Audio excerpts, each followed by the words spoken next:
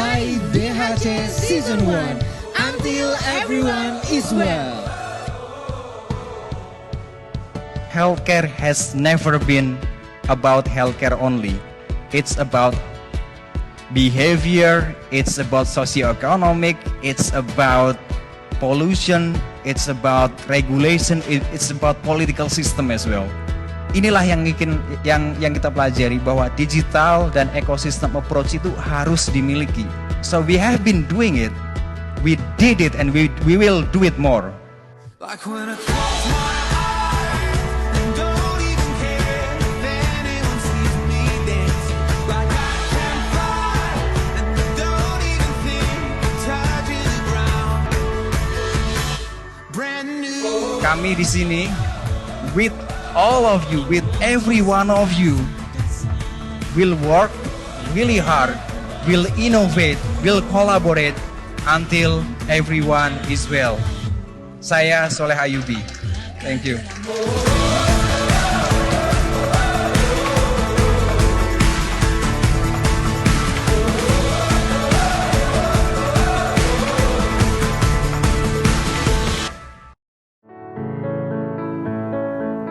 Indonesia merupakan negara kepulauan dengan lebih dari 16.000 pulau. Dengan luasnya wilayah Indonesia, masyarakat memerlukan akses kesehatan yang lebih baik. Kondisi saat ini dirasakan belum meratanya tenaga kesehatan, khususnya dokter spesialis. Sementara angka biaya pelayanan kesehatan terus meningkat setiap tahunnya. Diperlukan sebuah inovasi dengan pemanfaatan teknologi di bidang kesehatan guna menjawab permasalahan tersebut. Kini, dokter spesialis dapat menjangkau puskesmas, merupakan jawaban dari Kementerian Kesehatan bersama holding BUMN Farmasi dalam menghadapi permasalahan dan tantangan tersebut.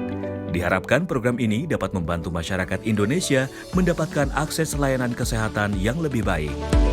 Dengan layanan telemedicine, pasien yang datang ke puskesmas langsung ditangani dokter umum menggunakan aplikasi Medevo yang dapat memberikan data secara real-time antara dokter umum kepada dokter spesialis agar pasien mendapatkan pelayanan yang maksimal tanpa perlu ke rumah sakit, teruntuk kasus spesialistik, dan non-kegawat daruratan. Setelah data pasien masuk ke aplikasi Medevo, pemeriksaan dilanjutkan dengan alat telediagnostik 15 parameter pemeriksaan Indofarma, yaitu alat pemeriksaan jarak jauh yang terintegrasi dengan aplikasi Medevo dan Indonesia Health Service Kementerian Kesehatan, di mana pemeriksaan dilakukan sesuai dengan kebutuhan diagnosa pasien.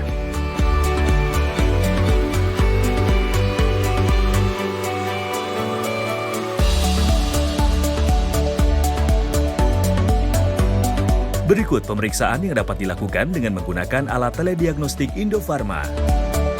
NIBP, pulse rate, SpO2, temperatur, heart rate, ECG, respiration rate, ultrasonography, blood glucose, blood lipid, otoscope, digital stethoscope, PCG, IBP, capnography.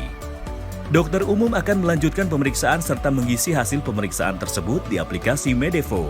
Data-data pasien diterima oleh dokter spesialis sehingga dapat melakukan pemeriksaan lanjutan terhadap pasien. Dokter spesialis akan mengisi diagnosa akhir untuk pasien dan memberikan resep obat melalui aplikasi Medevo yang dapat ditebus di puskesmas atau apotek terdekat. Hasil diagnosis akhir, peresepan obat, dan penunjang medis dapat dilihat oleh dokter umum yang ada di puskesmas. Saya senang sekali sudah bisa mendapatkan layanan kesehatan di puskesmas dengan adanya telemedicine. Dengan adanya telemedicine di puskesmas, beta full ongkos berobat jadi hemat. Terbanyak makan waktu dan tercapai di jalan. Sekarang, sudah ada layanan dokter spesialis di puskesmas. Kini, layanan telemedicine rujukan dari dokter umum ke dokter spesialis dapat diakses oleh masyarakat. Dengan demikian, masyarakat dapat mendapatkan layanan dokter spesialis dari puskesmas, serta Dinas Kesehatan dan Kementerian Kesehatan dapat melakukan pemantauan layanan telemedicine melalui dashboard yang telah disediakan. Program ini merupakan kerjasama Kementerian Kesehatan bersama holding BUMN Farmasi. Gusman, makan yang banyak, biar nggak disebut kurus sama tetangga. Semuanya kini terasa berbeda. Dulu, makan bersama ibu sudah menjadi kebiasaan. Ibu selalu menyiapkan makanan dan dengan bersemangat ia akan bercerita banyak tentang kehidupan. Hal manis yang selalu ia berikan menjadi sebuah asupan yang menguatkan. membuat cerita di meja makan menjadi kenangan. Ibu menjadi sosok panutan satu-satunya. Namun, hal manis tersebut tidak dapat bertahan selamanya. Kebiasaan yang telah tercipta dapat hilang bila kita tak turut menjaganya. Terkadang, kita dipaksa untuk siap menerima keadaan, mengganti kebiasaan lama menjadi kebiasaan yang baru. Sini, sama ayah aja. Beruntung, kami masih diberi kesempatan. Ini kebiasaan baru kami. Tidak ada kata terlambat untuk tetap sehat demi diri sendiri dan juga orang yang kita sayangi. Nenek, konsultasi dulu ya. Ibu, untuk obat diabetesnya masih dikonsumsi secara teratur kan ya? Telemedicine for everyone.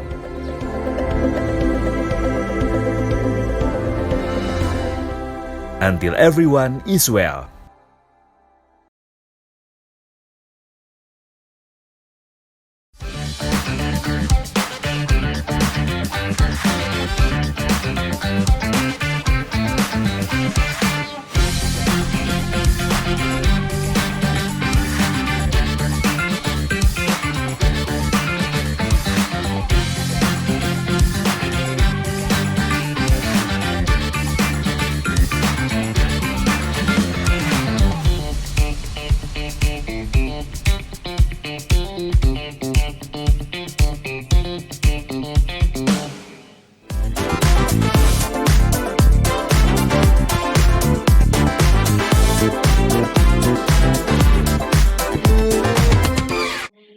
Halo, selamat malam Medfriend Sehat. Selamat datang di Medox, Medevo, Idea and Talks.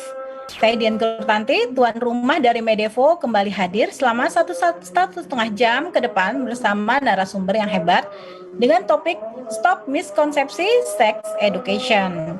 Baik, sebelumnya saya ingin menyapa terlebih dahulu Medfriend Sehat yang telah bergabung pada malam ini. Kita sapa-sapa dulu ya. Oke, selamat malam Pak Faisal, Pak Rama, Kak Salsabila, Kak Stefani, Kak Ade, Kak Gunawan, Kak Belinda, Kak Adria, Kak Amabel, ada Kak Chandra, Kak Cecilia, Kak Kristina, Kak Devi, Kak Dian, Kak Elsa, Kak Fadila, dan masih banyak Medfriend semua yang sudah bergabung di malam hari ini. Terima kasih semuanya. Mudah-mudahan ya malam ini kita bisa mendapatkan informasi edukasi yang lengkap dari narasumber kita yang terpercaya. Baiklah, melanjutkan sebelum masuk pada rangkaian acara, berikut tata tertib acara kita yang dilakukan secara online melalui platform Zoom webinar sebagai berikut. Seperti biasa, kita bacakan tata tertibnya ya. Untuk kenyamanan dan keamanan bersama, mohon untuk memberikan komentar yang baik dan konstruktif pada kolom yang telah tersedia. Kemudian, seluruh peserta tidak diperkenankan mencemooh, mencela, berkata kasar, dan menyinggung isu sara selama kegiatan ini berlangsung. 3, panitia akan memblokir peserta yang tidak memenuhi tata tertib online. Baik. Dan juga saya ingin mengingatkan untuk Medfriend semua, jangan lupa untuk follow sosial media kita di Instagram, yaitu medevo.id dan hai.dhc, karena banyak informasi menarik dan bermanfaat terkait kesehatan dan banyak hadiah menarik juga tentunya. Langsung follow Instagram sekarang juga ya. Dan untuk konsultasi kesehatan, aplikasi Medevo Apps dapat di-download seperti biasa di iOS ataupun Android. Jadi Medfriends bisa langsung download di App Store ataupun Play Store agar dapat konsultasi langsung bersama dokter-dokter Medevo. Oke, Medfriends sehat. Kesehatan seksual merupakan hal yang fundamental bagi kesehatan dan kesejahteraan individu, pasangan, keluarga secara keseluruhan, dan juga di dalam pembangunan sosial dan ekonomi masyarakat di suatu negara. Kesehatan seksual, jika dilihat secara afirmatif, memerlukan pendekatan seksualitas dan hubungan seksual yang positif dan terhormat, serta kemungkinan untuk mendapatkan pengalaman seksual yang menyenangkan dan aman, bebas dari paksaan, diskriminasi, dan kekerasan. Kemampuan pria dan wanita untuk mencapai kesehatan dan kesejahteraan seksual bergantung pada akses informasi yang komprehensif dan berkualitas tentang seks dan seksualitas, pengetahuan tentang resiko yang mungkin mereka hadapi, dan kerentanan mereka terhadap konsekuensi merugikan dari aktivitas seksual tanpa perlindungan. Kemampuan untuk mengakses perawatan kesehatan seksual, hidup di lingkungan yang menegaskan dan mempromosikan kesehatan seksual.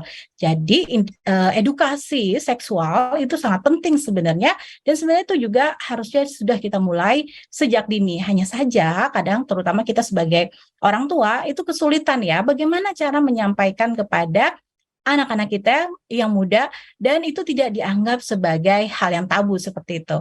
Nah, isu terkait kesehatan seksual itu sangat luas dan mencakup orientasi seksual dan identitas gender, ekspresi seksual, hubungan, dan kesenangan. Nah, isu tersebut juga mencakup konsekuensi atau kondisi negatif seperti infeksi dengan HIV, infeksi menular seksual, dan infeksi saluran reproduksi. Dan akibat buruknya bisa mengakibatkan kanker dan infertilitas, kehamilan, dan aborsi yang tidak diinginkan, disfungsi seksual, kekerasan seksual, dan praktek berbahaya lainnya. Ya, menarik sekali ya, Med Friends semua terkait dengan topik kita pada malam hari ini. Kita akan menyimak informasi dan berdiskusi tentang stop miskonsepsi sex education yang tepat bersama narasumber yang hebat tentunya.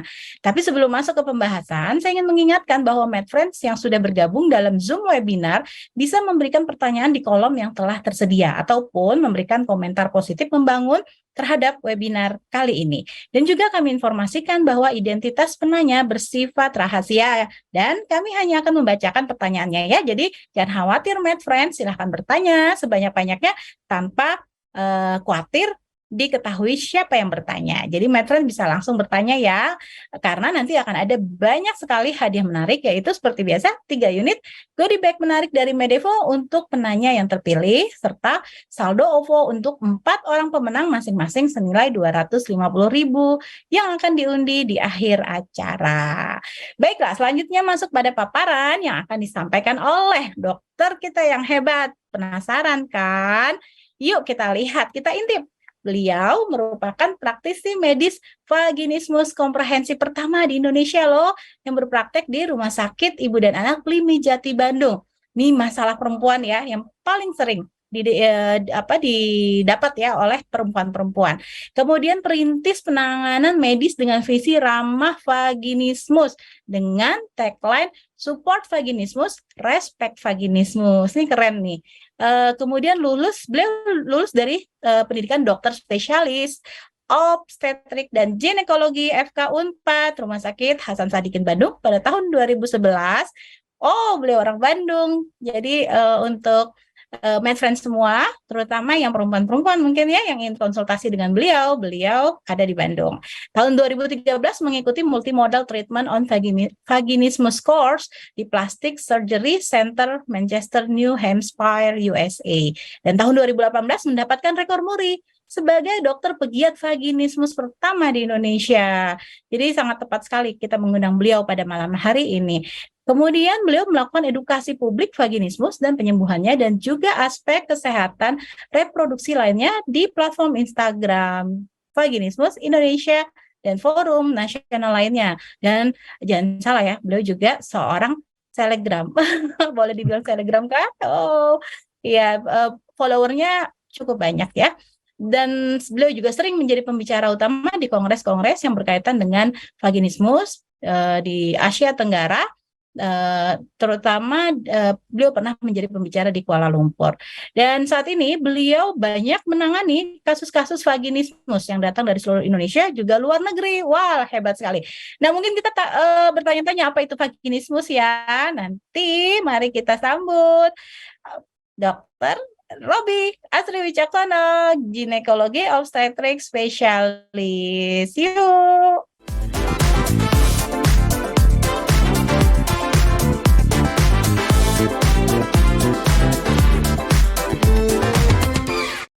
Halo dokter, apa kabar? Halo Dokter Din, halo Iya, Med Friends. cukup panjang sekali ya. Kita tadi sudah mengenal dengan detail siapa Dokter Robi. Dan tadi banyak sekali disebut-sebut dokter sebagai pegiat vaginismus. Boleh diceritakan kepada kami apakah itu vaginismus dan seperti apa kegiatan giatnya gitu ya. Dan kita mau ya secara lengkap deh, karena kan ini topik kita hari ini adalah yuk kita harus jauhi miskonsepsi tentang sex education. Oke, kami persilahkan Dr. Robi, please join, come to the stage, it's yours. Saya menghilang dulu. Oke. Halo, Med Friends. Selamat sore, terima kasih atas kehadirannya. Saya Robi Asri Wicaksono, seorang SPOG, spesialis kebidanan dan penyakit kandungan. Keseharian saya memang saya menghususkan diri untuk menangani pasien-pasien dengan diagnosis vaginismus ya. Vaginismus itu adalah sebuah penyakit dengan gejala klinis terbanyak adalah penis tidak bisa masuk ke vagina. Ya, banyak pihak yang malah menyudutkan si penderita dengan asumsi keliru bahwa ini karena pikiran, tetapi kenyataan ilmiah, bukti-bukti ilmiah, dan juga kenyataan klinis di lapangan, hal itu sama sekali keliru. Jadi vaginismus bisa disembuhkan. Namun sore ini saya akan membahas tentang pendidikan seks atau sex education, dan ternyata vaginismus sebetulnya hanya bagian kecil dari sex education. Mari saya mulai ya. Ini adalah contoh berita beberapa bulan lalu ya, bahwa ada memprihatinkan sekali bayi 6 bulan meninggal dunia diajak naik motor dari Tegal ke Surabaya. Ini sangat memprihatinkan dan ini menunjukkan bahwa ada yang tidak memahami konsekuensi menikah dan punya anak. Ada yang tidak memahami cara menghidupi anak. Dan ada yang tidak tahu memprioritaskan hidup. Akal sehatnya dikalahkan oleh hobi dan tidak ada penegakan hukum untuk kasus ini. Padahal jelas sekali, menurut saya ini adalah pembunuhan berencana. Lalu, ini berita baru minggu lalu, baru hanya di Banten saja, ada 20 bayi dibuang sepanjang 2022. Terbayang kalau seluruh Indonesia berapa. Orang yang sempit pikirannya, dia akan berpikir, ya bayi kan masih kecil, toh memang wajar dia meninggal. Tidak. Dalam dunia kedokteran, kematian ibu dan bayi adalah sesuatu yang preventable. Semestinya bisa dicegah, semestinya tidak perlu terjadi. Dan fenomena ini otomatis merupakan sebuah konsekuensi dari ada pihak-pihak yang tidak memahami konsekuensi atas melakukan aktivitas seks, tidak memahami kontrasepsi, tidak tahu prioritas hidup, akal sehatnya juga dikalahkan, dan lagi-lagi tidak ada penegakan hukum untuk kasus-kasus seperti ini. Bayangkan bayi adalah makhluk kecil tidak berdaya, yang dia adalah bagian dari generasi berikut dari peradaban manusia, tetapi sejak dia lahir saja, atau bahkan mungkin sejak dia di dalam kandungan saja, hidupnya sudah disepelekan. Sangat menyedihkan. Nah, saya akan membawakan topik tentang pendidikan seks. Ya. Pendidikan seks itu bukan pendidikan nge-seks, makanya nge-nya ini saya coret. Jadi pendidikan seks itu luas, jadi mohon kepada semua peserta untuk bersikaplah mau belajar. Kita tidak selalu benar, kita tidak selalu cukup pengetahuan, bersiaplah untuk melihat hal-hal baru yang tentu harus ada bukti ilmiahnya. Jadi kita boleh percaya diri, tapi kita tidak boleh hanya percaya kepada keyakinan diri sendiri. Pendidikan seks itu bukan belajar cara berhubungan seks atau nge-seks ya. Sama sekali jauh dari hal seperti itu. Mungkin ini ada gap makna kata-kata atau kebahasaan ya dari bahasa kita, tapi tidak, ternyata di seluruh dunia pendidikan seks ini masih dianggap sesuatu yang keliru, bahkan di negara-negara maju. Padahal kepentingan pendidikan seks itu sangat tinggi. Kita bisa lihat di sini ada sesosok makhluk, bisa bandingkan ya, di atas kepalanya ini tidak terdapat apa, dan dia akan selalu mengatakan seks itu tabu, jangan diomongin, dosa ngomongin begituan, itu buat orang besar, nanti saja ngobrolin pendidikan seks kalau sudah menikah. Padahal kenyataannya tidak seperti itu, dan dari panduan ilmiah WHO tentang pendidikan seks, bahkan bayi berusia 0 hingga 3 bulan pun ada aktivitas pendidikan seksnya.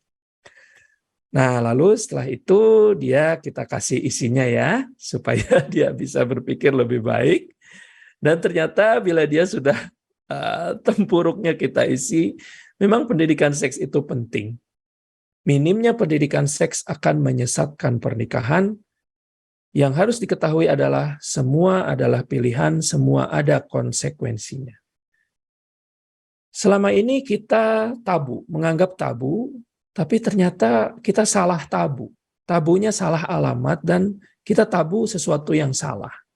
Definisi tabu sendiri adalah hal yang tidak boleh disentuh, diucapkan karena berkaitan dengan kekuatan supranatural, pantangan atau larangan.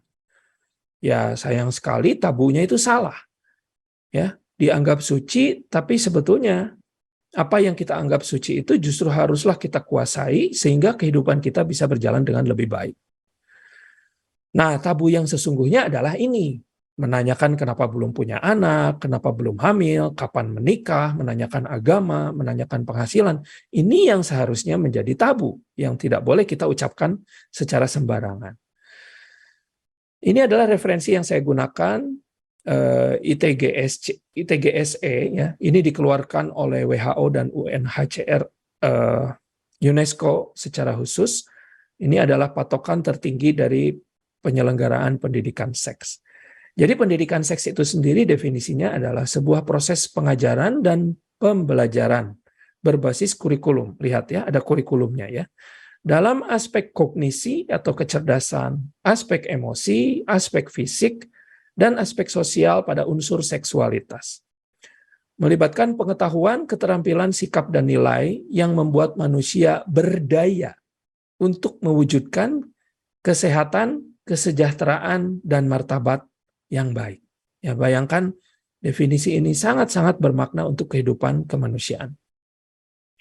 Lalu kemudian dengan pendidikan seks itu akan mengembangkan hubungan sosial dan seksual yang saling menghormati, mempertimbangkan bahwa pilihan setiap orang akan mempengaruhi kesejahteraan mereka dan juga orang lain, serta memahami dan memastikan perlindungan hak-hak mereka sepanjang hidup.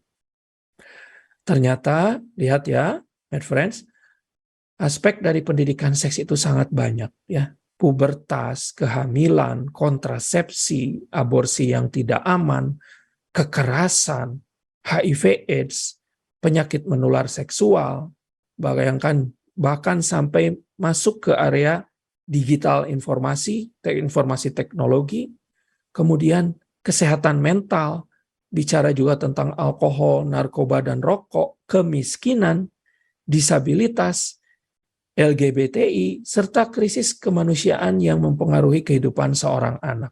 Ya, jadi pendidikan seks itu sangat luas. Jadi mari kita sama-sama keluar dari zona kepala batu kita yang mengatakan bahwa pendidikan seks itu yang nge-seks begitu ya. Padahal bukan seperti itu.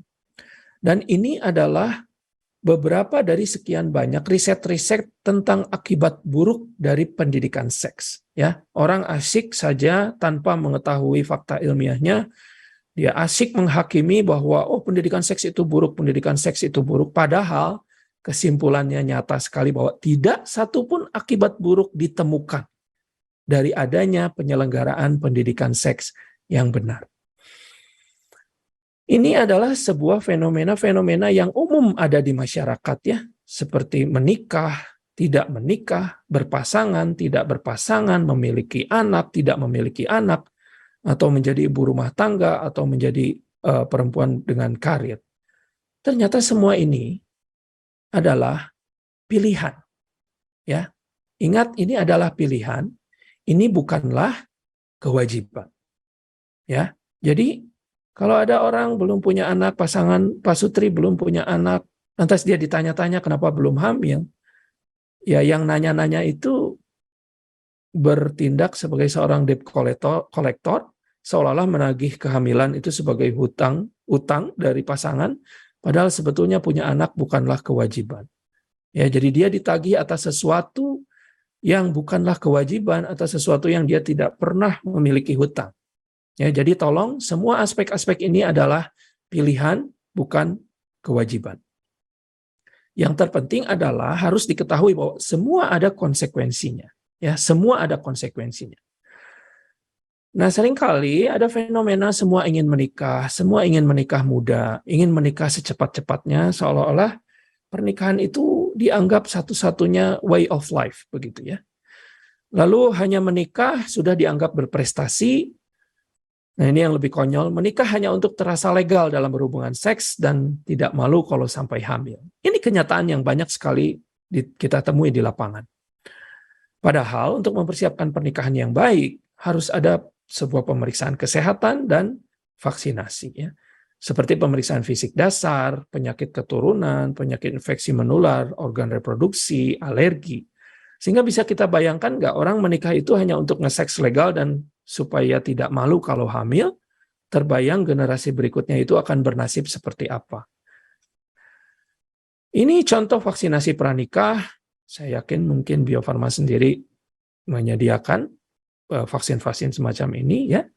Menjaga kesehatan pasutri, melindungi calon ibu dari penyakit serius dan janin, menimbulkan antibodi yang menetap hingga beberapa bulan pertama kelahirannya, ya. Jadi vaksinasi itu penting. Dan bayangkan vaksinasi adalah bagian dari pendidikan seks. Padahal seks vaksinasi, ya orang berpikirnya, wah tidak nyambung begitu. Padahal ya justru nyambung. Ketika kita mempersiapkan kebersamaan dalam keluarga yang baik, sudah semestinya kita juga mempersiapkan aspek kesehatannya, bukan hanya sekedar aspek legalitas. Medical check-up dan vaksinasi itu penting, namun lebih penting lagi bagaimana menyikapi apabila terdapat hasil yang tidak sesuai dengan ekspektasi. Sebagai contoh misalnya, saya pernah menghadapi kasus, pasutri sudah menikah 2 tahun, dia datang dengan keluhan ingin punya anak, tapi ternyata si perempuan ini tidak pernah mengalami haid selama hidupnya. Ternyata dia disertai dengan kelainan anatomis bawaan, yaitu tidak terdapat organ rahim maupun vagina pada perempuan ini. Bisa dibayangkan, seorang menikah, tapi ternyata salah seorang peserta pernikahan, yaitu pasangan pihak yang perempuan, memiliki kelainan bawaan. Padahal sederhana sekali orang ini tidak pernah haid selama hidupnya. Artinya untuk aspek haid saja bisa begitu saja dengan mudah terlupakan untuk masuk ke jenjang pernikahan. Ini konsekuensinya sangat berat. Artinya kalau ini sudah diketahui oleh kedua belah pihak, diketahui konsekuensi-konsekuensinya dan tinggal memutuskan akan meneruskan atau tidak, ya itu baik. Tetapi ketika sudah dalam keadaan seperti ini, dengan keinginan punya anak, dengan keadaan kelainan bawaan seperti ini, tentu permasalahannya tidak sederhana untuk mereka berdua. Jadi sejak awal semestinya ada investigasi secara medis agar kedua belah pihak tahu konsekuensi keadaan haid ataupun tidak haid sepanjang hidupnya. Kalaupun pernikahan dilanjutkan, ya mereka harus paham kesesuaian antara ekspektasi dan realitanya. Namun ketika pernikahan terlanjur terjadi, maka harus diberikan konseling dan edukasi untuk dapat melanjutkan hidup dengan baik. Artinya kalau memang perpisahan itu harus diambil karena kurangnya pemahaman tentang pendidikan seks dan reproduksi, ya silakanlah berpisah. Daripada tetap bersama hanya untuk status yang dipandang oleh masyarakat, tetapi mereka sendiri saling gontok-gontokan satu sama lain. Kemudian ada lagi misalnya calon pasutri menikah, namun saat medical check-up diketahui salah satunya terkonfirmasi HIV positif. Ya, HIV itu memiliki konsekuensi yang banyak. Betul kita harus menggaungkan tidak boleh ada stigma terhadap orang HIV, tetapi yang kita gaungkan tidak cukup berhenti di sana saja, kita juga harus paham betul konsekuensi-konsekuensi medis terkait orang yang terinfeksi HIV. Karena ada konsekuensi di situ, konsekuensi aktivitas seksnya, konsekuensi tentang bagaimana dia nanti akan keputusan punya anak atau tidak, itu sangat-sangat mempengaruhi. Ya, jadi itulah pentingnya pemeriksaan kesehatan sebelum memutuskan untuk melakukan pernikahan. Nah, kemudian ada lagi aspek hubungan seks dalam pernikahan, ya. Ya, ini memang sedikit menyinggung keseharian saya tentang vaginismus, bahwa seks tidak semestinya sakit, sulit, apalagi gagal. Ya, kita tahu di luar sana banyak sekali pembenaran-pembenaran terhadap rasa sakit penetrasi yang dialami oleh perempuan terutama, yang sudah jelas gagal bertahun-tahun. Pasien saya terlama ada yang mengalami vaginismus sudah 28 tahun. 28 tahun tidak pernah mengalami penetrasi seksual. Ya, dan dia berobat kemana-mana selalu dikata-katai kamu kurang rileks, selalu disalahkan, selalu dihakimi, selalu disudutkan, sambil itu pun tidak menghasilkan kesembuhan. Sangat kasihan sekali. Jadi, seks yang legal itu bukanlah seks yang dalam pernikahan. Ya, saya tidak tahu dengan pengesahan KUHP yang baru ya, tetapi kalau kita masih berkaca pada KUHP yang lama, mungkin seminggu atau 2 minggu sebelum hari ini, seks legal itu bukanlah seks orang menikah, ya. Karena kenapa saya bilang legalitas itu bukan hanya menikah? Banyak loh orang yang dalam status pernikahan, tetapi ternyata hubungan seksnya tidak legal. Ya, di sini harus dipahami bahwa status pernikahan itu sendiri bukanlah satu-satunya payung legalisasi dari aktivitas seks. Legal itu adalah suka sama suka. Tidak ada paksaan kekerasan sama sekali. Tidak ada satu pihak menyakiti pihak yang lain. Konsensual, artinya sama-sama setuju. Tidak adalah tidak. Baik oleh laki-laki maupun oleh perempuan, baik sejenis ataupun berbeda jenis. Belum mengatakan iya bukan berarti iya. Dan mengetahui semua konsekuensi dari kegiatan seks itu sendiri. Banyak sekali kasus-kasus yang sebetulnya dia masuk ranah perkosaan, tetapi semua orang tutup mata karena dianggapnya mereka sudah menikah. Padahal ada hak asasi manusia yang tercoreng di sana, padahal mereka sudah menikah. Ya. Nah, kapan sebetulnya sebuah hubungan seks itu dikategorikan ilegal? Ya, ilegal itu kalau melakukan aktivitas seks dengan orang yang usianya belum 18 tahun. Secara medis sendiri, usia ini memang juga menjadi bagian dari layak atau tidaknya seseorang melakukan aktivitas seks. Ternyata organ-organ itu harus mengalami fase yang siap, yang matang untuk bisa beraktivitas seks dengan baik, untuk bisa mengetahui konsekuensi dengan baik. Memang diperlukan kedewasaan. Ya, kemudian, nah yang ilegal itu hubungan seks antara laki perempuan yang salah satunya terikat dalam satu perkawinan yang disebut dengan perzinaan. Namun itu pun sepanjang adanya pengaduan dari pasangan resmi, salah satu atau kedua belah pihak. Jadi bukan hasil gerebek-gerebekan begitu ya. Lalu hubungan seks yang dilakukan dengan paksaan atau pemerkosaan, dan ternyata selain dari kondisi-kondisi di atas yang diatur dalam pasal-pasal KUHP, ya berdasarkan azas legalitas, seseorang yang melakukan hubungan seks dengan pacarnya atas dasar suka sama suka, keputusan bersama, dan keduanya telah dewasa, tidak dapat dijerat pasal perzinahan. Ya. Namun perlu diingatkan di sini, jangan sampai dikategorikan atau dipersepsikan, oh Dr. Robi berarti Dr. Robi menganjurkan aktivitas seks bebas. Oh, bukan seperti itu ya. Kami sebagai dokter, kami tidak mengencourage orang untuk menikah. Karena apa? Pernikahan itu bukanlah aspek medis. Namun yang kami selalu gaung-gaungkan adalah ada konsekuensi di balik pernikahan, di balik aktivitas seks di luar nikah. Nah, konsekuensi itulah yang harus dipahami dan dikerjakan secara bertanggung jawab oleh pihak-pihak yang akan melakukan aktivitas seks, baik dia dalam pernikahan ataupun bukan. Ya, jadi ketika suatu hal dikategorikan tidak ilegal, bukan berarti hal itu disarankan untuk dilakukan. Nah, kita selalu ya horny ya, perasaan ingin berhubungan seks, ingin bersetubuh itu adalah pemberian Tuhan. Namun kita juga diberikan oleh Tuhan akal budi untuk bisa membuat keputusan yang baik dan benar, serta tidak merugikan siapapun. Akal budi ini haruslah diasah dengan kebiasaan baik yang didahului pengetahuan dasar tentang seksualitas serta rasa kemanusiaan. Jadi dalam melakukan hal ini kita bukan hanya urusan dosa pahala dan neraka surga. Ya, banyak aspek lain yang harus Anda pikirkan dalam melakukan aktivitas ini. Berapa banyak di luar sana orang yang selalu mengagung-agungkan dosa pahala neraka surga, tapi ternyata setelah tercapainya pernikahan, ya banyak sekali aspek-aspek seksual yang tidak legal. Seks itu sederhana, universal, namun bila terjadi yang tidak sederhana harus berpikir penyakit, bukan malah menyalahkan atau meruda paksa. Seks itu harus dijalankan komunikasi yang baik, konsensual, serta tahapan-tahapan yang benar. Bukan hanya sekedar ereksi, mengangkang, memasukkan penis, lalu ejakulasi. Ya, ini yang sering terjadi, ereksi perempuan disuruh ngangkang, terjadi penetrasi, kalaupun tidak terjadi perempuan disalahkan lagi, penis paling bergerak hanya 15 detik, ada ejakulasi lalu ke samping dia tidur. Saya yakin ini bukan aktivitas seks yang sehat.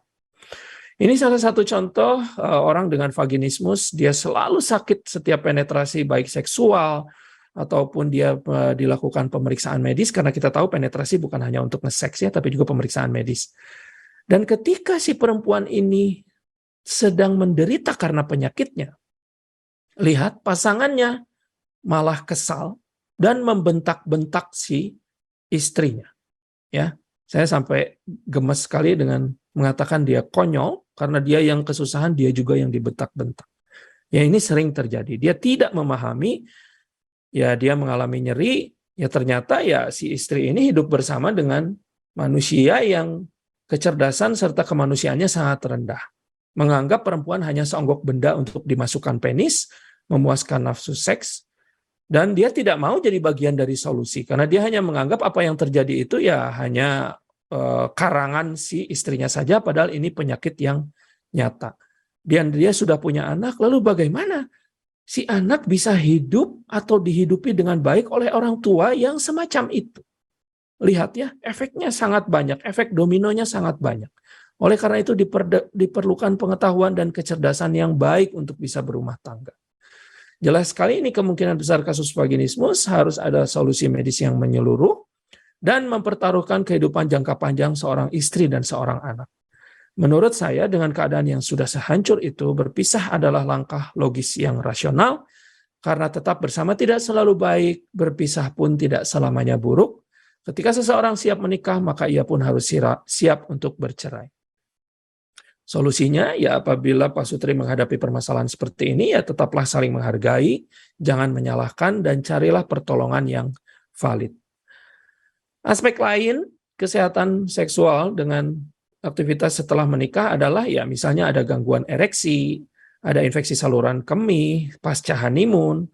Nah ini yang paling rumit, tapi gampang sekali terjadi adalah kehamilan, persalinan, kontrasepsi, dan unwanted pregnancy. Banyak orang melakukan pembenaran atas unwanted pregnancy dengan dia menyatakan, oh kehamilan ini pemberian dari Tuhan. Iya betul, terjadinya kehamilan itu salah satu kuasa dari Tuhan ya. Tetapi manusia kan diberikan akal. Ternyata teknologi juga, ilmu pengetahuan teknologi berkembang, ada yang namanya kontrasepsi. Jadi saya rasa tidak semua kehamilan itu adalah takdir. Banyak juga ternyata unwanted pregnancy, ya itu karena yang bersangkutan melakukan aktivitas seks tapi tanpa kontrasepsi dan dia belum mau untuk memiliki anak, ya. Nah, ini contohnya dia mau mengakhiri kehamilan karena dia sudah menikah tapi dia belum siap untuk punya anak. Ini tabu sekali, padahal seseorang itu punya anak itu adalah pilihan seperti tadi saya sudah sampaikan ya. Jadi masalahnya di Indonesia ini belum ada opsi pengakhiran kandungan yang legal dalam konteks unwanted pregnancy untuk aspek seperti ini. Jadi kita harus berupaya memastikan mereka terus melanjutkan kehamilan ini dengan baik. Dan ini bukan hal yang mudah. Bayangkan sebuah kehamilan yang tidak diinginkan. Mau sebesar apapun pembenaran mereka terhadap seolah-olah ini rezeki dari Tuhan, tapi banyak sekali anak yang terlantar karena kondisi unwanted pregnancy. Ini fenomena yang sering sekali digaung-gaungkan di luar sana, laki-laki selalu salah terhadap perempuan ya. Padahal yang saya saksikan sendiri, perempuanlah yang selalu disalahkan. Mengapa? Ini fenomena yang nyata, ini diambil dari fakta ilmiah ya, bahwa sejak dulu terjadi dominasi dan objektifikasi terhadap perempuan secara fisik maupun mental. Inilah yang melahirkan budaya misogini dan rape culture. Ya, misogini itu adalah paham kebencian terhadap perempuan. Dan ini berwujud bahwa perempuan hanya dianggap barang untuk pemuas hasrat seksual, mengerjakan pekerjaan rumah tangga, menghasilkan keturunan, untuk menjadi pelayan, atau bahkan dianggap menjadi benalu dalam ketidakberdayaan, serta dijadikan budak yang diperdaya. Misogini adalah paham kebencian terhadap perempuan, ya, dan itu ada di otak primitifnya manusia. Orang akan mudah sekali melakukan manifestasi dari misogini seperti yang tadi saya sudah sebutkan. Dan ini melahirkan rape culture, yaitu masyarakat atau lingkungan yang sikap sosialnya menormalkan atau meremehkan sebuah serangan ataupun pelecehan seksual. Abuse di sini bukan hanya pelecehan yang sifatnya pemerkosaan ya, tetapi juga manipulasi, penyalahgunaan, penyiksaan, perlakuan yang kejam, caci maki, mengumpat, mengusik, dan mengkhianati. Ini adalah rape culture. Dan ya kita dengan pendidikan seks ini kita harus bisa tidak menjadi bagian dari budaya yang sangat buruk ini. Saya mengajak kita semua untuk mari sama-sama belajar, mari kita berkarya, mari menjadi orang yang berdaya, beradab, manusiawi, dan menghargai diri sendiri. Sekian, terima kasih. Jadi, my friends, demikian paparan saya. Semoga kita bisa sama-sama berdiskusi lebih lanjut. Mari kita sama-sama belajar, mari kita sama-sama membuka diri untuk fakta-fakta yang sebetulnya itu memang justru kita wajib untuk mematuhinya agar kita menghasilkan kehidupan yang lebih baik. Oleh karena itu, saya kembalikan ke Dr. Din sebagai moderator. Silakan Dr. Din, terima kasih.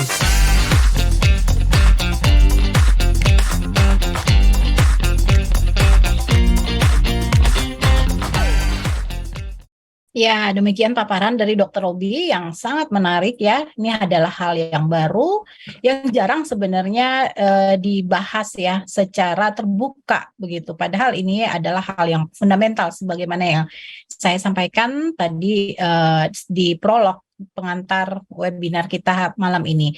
Dan juga saya ingin mengingatkan untuk MedFriends semua, jangan lupa untuk follow sosial media kami di Instagram yaitu medevo.id dan hai.dhc karena banyak informasi menarik terkait kesehatan dan banyak hadiah menarik di sana. Jadi langsung follow Instagramnya sekarang juga ya. Dan untuk konsultasi kesehatan, MedFriends dapat langsung download Medevo apps di iOS ataupun Android. Jadi MedFriends bisa langsung download di App Store ataupun Play Store agar dapat konsultasi langsung bersama dokter-dokter di Medevo. Dan mudah-mudahan Dr. Robi bisa gabung ya di Medevo untuk memberikan konsultasi secara online seperti layaknya memberikan konsultasi offline di klinik seperti itu. Ya, sebelum masuk ke acara ke Q&A, saya ingin mengingatkan bahwa MedFriends yang sudah bergabung dalam Zoom webinar bisa memberikan pertanyaan di kolom yang telah tersedia ataupun memberikan komentar positif membangun terhadap webinar kali ini. Jadi kami informasikan bahwa identitas penanya bersifat rahasia terutama untuk topik kita yang sangat sensitif malam ini, sehingga kami hanya akan membacakan pertanyaannya saja. Jadi silahkan MedFriends bisa langsung bertanya karena nanti akan ada 3 unit goodie bag menarik dari Medevo untuk penanya yang terpilih serta saldo OVO untuk 4 orang pemenang masing-masing Rp250.000 yang akan diundi di akhir acara. Oke, selanjutnya kita berdiskusi langsung ya dan menjawab beberapa pertanyaan yang sudah hadir ditanyakan oleh MedFriends yang online terkait dengan stop miskonsepsi sex education bersama Dr. Robi Asri Wicaksono, spesialis obstetrik and ginekologi.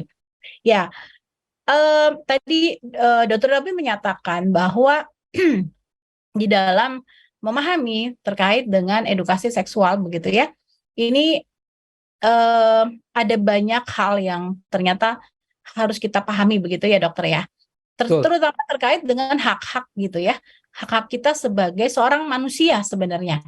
Seharusnya tidak ada perbedaan ya antara laki-laki dan perempuan. Mereka keduanya itu memiliki hak-hak yang harus dihargai. Hanya saja secara budaya mungkin itu membuat meskipun mungkin dunia sudah modern, tetapi masih ada terjadi penilaian ya yang berbeda antara posisi laki-laki dan perempuan misalnya, dan itu akhirnya mempengaruhi konsep-konsep terutama di dalam seksualitas begitu antara laki-laki dan perempuan. Nah, ini kita langsung membacakan ya pertanyaan dari MedFriends semua. Ini dokter, saya baru melahirkan 4 bulan yang lalu. Nah, yang ingin saya tanyakan, bagaimana konsep sex education yang tepat untuk seorang perempuan yang baru saja melahirkan? Mengingat perempuan yang melahirkan biasanya masih trauma ya dengan jahitan pasca melahirkan. Memang pada saat kita hamil ya, perempuan yang lebih secara fisik begitu ya, yang lebih terpengaruh. Belum lagi ketika setelah hamil ada proses melahirkan begitu, baik itu sesar mungkin ataupun secara normal. Dua-duanya bisa menimbulkan kondisi tidak nyaman begitu. Yang kalau dibahasakan oleh salah satu MedFriends adalah traumatik begitu ya, dengan tindakan-tindakan pada saat harus melakukan proses melahirkan tadi. Nah, masih terasa ngilu sehingga tidak jarang saya menolak untuk berhubungan suami istri, serta gairah seksual pun seperti menurun drastis. Nah, mungkin karena lelah atau stres dan lain sebagainya mungkin ya Dr. Robi. Nah, apakah hal tersebut wajar dan bagaimana cara mengatasinya, terutama mungkin bagaimana cara mengedukasi pasangan kita begitu ya, supaya pasangan kita mampu untuk memahami dan akhirnya kondisi-kondisi yang tidak nyaman di dalam rumah tangga itu bisa kembali harmonis. Silakan Dr. Robi. Baik, terima kasih, pertanyaannya menarik sekali. Harap diingat ya, saya memberikan dulu sangkalan bahwa jawaban saya ini mungkin bukan akan menjadi obat magic langsung menyelesaikan permasalahan Anda ya. Karena terus terang ya permasalahan seperti ini tuh sebuah permasalahan yang kompleks. Hanya mungkin saya bisa membantu beberapa wawasan yang harus Anda ketahui untuk mengembalikan situasi Anda. Mungkin solusi tidak akan datang dari saya, mungkin Anda harus juga berkonsultasi dengan sejawat-sejawat saya yang lainnya. Artinya ya ini bukan sesuatu yang bisa selesai dalam semalam. Karena biasanya dokter, permasalahan semacam ini tuh ya baru sekarang aja yang bersangkutan mengutarakannya. Yang paling banyak terjadi sebetulnya sebelum dia hamil dan melahirkan pun, ya kehidupan seksualnya ya mungkin buruk, terutama untuk si perempuan. Seperti yang tadi saya sampaikan. Kalau memang sejak awal aktivitas seks itu ya pokoknya laki-laki modalnya ereksi, nggak ada intimasi, nggak ada komunikasi yang baik, nafkah aja kurang, kerjanya marah-marah doang, pas mau nge-seks cuman suruh istrinya ngangkang, masukin penis, ejakulasi, ya nggak aneh kalau muaranya setelah melahirkan akan seperti ini. Ya, jadi tentu Anda membutuhkan pertolongan. Dan di sini pun bisa dibayangkan nasib perempuan, Dr. Din. Dia yang kesusahan, dia juga yang menghadiri webinar. Ya, artinya ya ini pelajaran ya untuk perempuan juga, hargai diri Anda sendiri.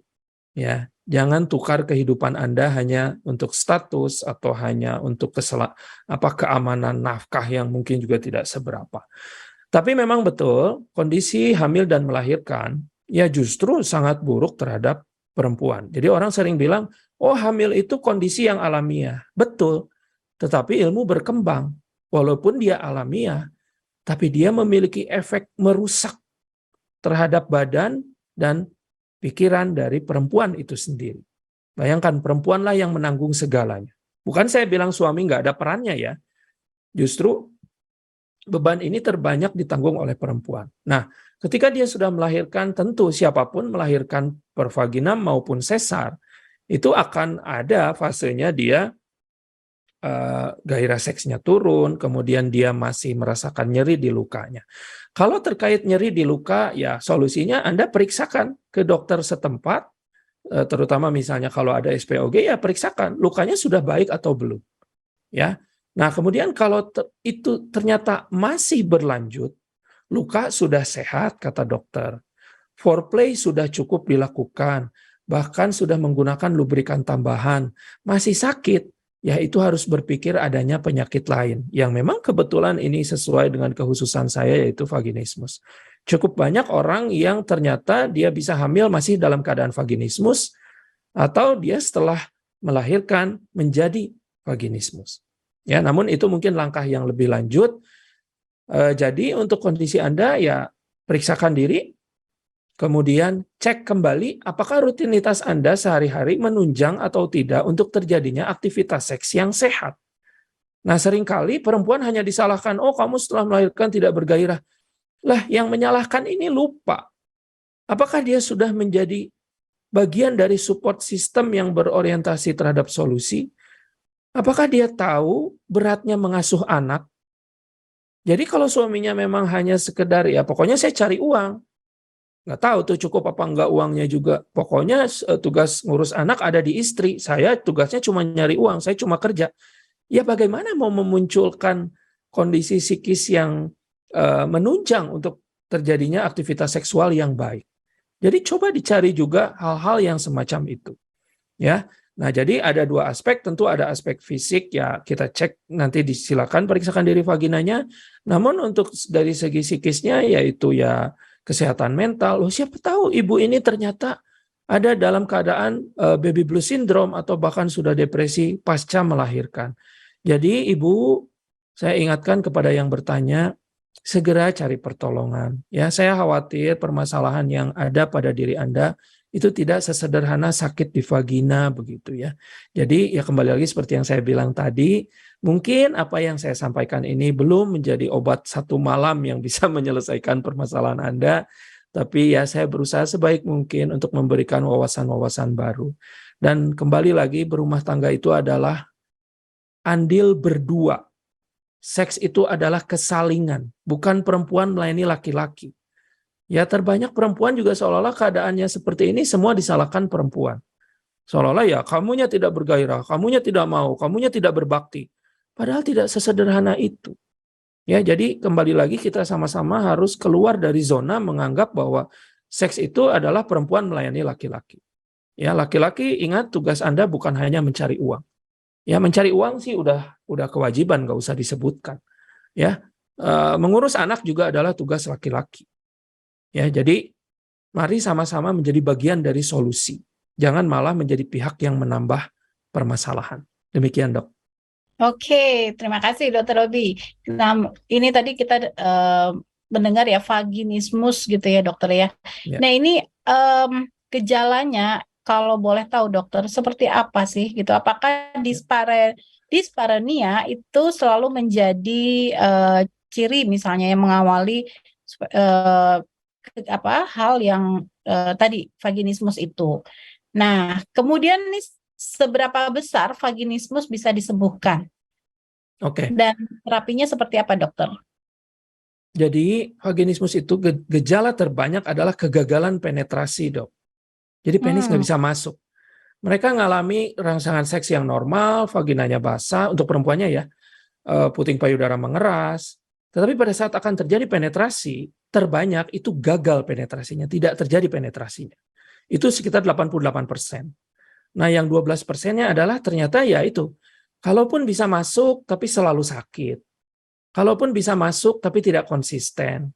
Masuknya pun sangat sulit. Nah, itu harus kita pikirkan sebagai kasus vaginismus. Dispareunia sebetulnya dan vaginismus itu kalau diklasifikasi kelainan seksual sudah dihilangkan, Dok. Jadi kita melihatnya sebagai GPPD atau Genitopelvic Pain Penetration Disorder. Ya, jadi nyeri atau kesulitan penetrasi itu sekarang ada kategorinya sendiri. Walaupun di ICD masih ada vaginismus. Ya. Nah, yang kita lihat terhadap pasien bukan lagi kita hanya memperhatikan klasifikasi, tapi kita sudah harus memberikan solusinya. Solusinya ya dari vaginismus itu kan sebetulnya kekakuan otot yang tidak bisa dikendalikan. Jadi otot vagina itu bukan seperti otot leher, tangan, lubang pipis, atau anus. Dia bisa dikontrol oleh pikiran. Otot vagina itu tidak bisa. Nah, ketika dia mengalami kekakuan, otomatis kita harus membuat kekakuan itu sirna. Dengan ya diolahragakan. Tetapi karena otot itu tidak bisa dikendalikan, proses berolahraganya memerlukan alat bantu atau dilator. Dan masalah tidak berhenti di situ, tidak semua penderita bisa begitu saja melakukan proses dilatasi. Jadi sebagian besar memang harus dibantu dulu dengan pertolongan medis yang kami sehari-hari lakukan dengan sebutan prosedur dilatasi berbantu. Nanti prosedur itu memang akan membuat pasien itu langsung bisa melakukan dilatasi yang menyembuhkan. Gambaran umumnya seperti itu, Dok. Sekedar informasi, Dok, angka kejadian vaginismus ini sangat tinggi, Dok. Data menunjukkan 7 hingga 17% dari populasi perempuan. Sangat banyak. Dan alhamdulillah dari referensi ilmiah yang kita jadikan acuan, angka keberhasilannya pun sangat tinggi. Gitu, Dok. Oke. Jadi ini sudah masuk dalam kategori penyakit ya, Dokter Robi ya? Betul, Dok. Ini bagian dari ICD dan dia itu bukan bagian dari penyakit pikiran. Dia bagian dari penyakit di vagina. Oke, Gitu, Dok. iya. Nah ini kira-kira penyebabnya apa ya, Dok? Ini saya nyambung terus ya dengan Ya, pertanyaan nggak yang di apa-apa. bawahnya. Jadi apakah karena misalnya gangguan morfologi gitu ya dari morfologi vagina itu sendiri ukurannya kecil misalnya seperti itu sehingga terjadilah kesulitan penetrasi tadi seperti itu. Ataukah psikologi misalnya seperti itu, Dok? Mana yang lebih dominan? Hingga saat ini, Dok, berdasarkan fakta ilmiah yang ada, penyebab vaginismus itu unknown, unidentified. Ini penyakit idiopatik, Dok. Tidak ada bukti ilmiah yang menunjukkan penyebab dari vaginismus hingga saat ini. Jadi ya kalau bentuk morfologi kita tahu berdasarkan proses embriologinya Tidak ada di dunia medis itu penyakit vagina kekecilan atau vagina kebesaran. Jadi tahanan pada vagina pada orang vaginismus itu bukan secara struktural, tapi secara fungsional dari otot-otot vagina. Nah, masalahnya otot vagina itu otot yang involunter atau yang tidak bisa dikendalikan. Jadi ya justru agak kurang masuk akal kalau kita justru menghubungkannya ini karena pikiran. Sementara pikiran tidak ada kabelnya begitu ke otot-otot vagina. Gitu, Dok. Oke, jadi karena dia idiopatik, maka tentu saja kita akhirnya tidak berfokus pada mencari penyebab ya Dokter Robi, tetapi Betul adalah sekali, Dok. mencari solusinya begitu ya. Betul. Artinya, tetapi seringkali yang tidak disadari adalah bahwa ini tuh sebuah kelainan begitu, sehingga orang harus mencari pertolongan. Beberapa mungkin menganggap ini biasa saja begitu ya, merasa perempuan misalnya ya, mungkin merasa kayak, oh hal yang wajar, mungkin aku capek, aku stres, aku apa, kayak gitu, dan itu berlangsung bertahun-tahun begitu. Padahal sebenarnya itu adalah hal yang apa ya tadi yang saya sampaikan, ada kelainan dan Betul. itu membutuhkan pertolongan begitu. Betul, Dok. Nah, ini juga yang memang terjadi di lapangan ya, bahwa ini erat sekali kaitannya dengan keberhargaan diri perempuan itu sendiri, kemandirian, keberdayaan. Ya, ketika dia punya kesehatan mental yang baik, dia akan menghargai dirinya sendiri. Dia tahu bahwa tidak ada satu orang pun manusia di muka bumi ini yang boleh sakit atau boleh tersiksa di bagian tubuhnya manapun. Saya pun bingung kenapa society kita ini sangat mengagung-agungkan kesucian, sangat mengagung-agungkan vagina. Tapi ketika vagina bermasalah, malah si pasien disalahkan, disudutkan, dihakimi. Nah, di situ memang seringkali gejala-gejala ini ya dianggap biasa. Padahal ya dia sendiri mengeluh, bagaimana mungkin kalau dianggap biasa tapi dia mengeluh begitu. Dan fakta ilmiah menunjukkan rasa sakit itu tidak pernah diakibatkan oleh pikiran. Tidak ada rasa sakit itu dikehendaki.